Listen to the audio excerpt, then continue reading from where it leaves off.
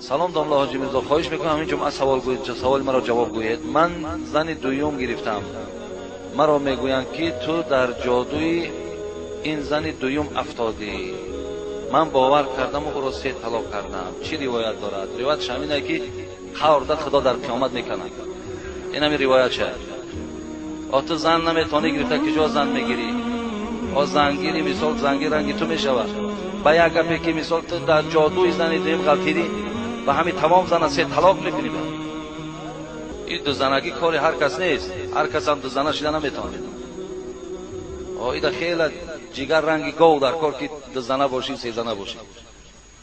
این خیلی مرده که بگیم خوبه های دلسوزه، برای ملت هم دلسوزه. امروز ای که قدیره در زنا کردن میگردن و نامشون زناکار میبره سایل خانه و درش میکنه، با یک عائله دیگر یاردم و کمک میکنه، گنده است.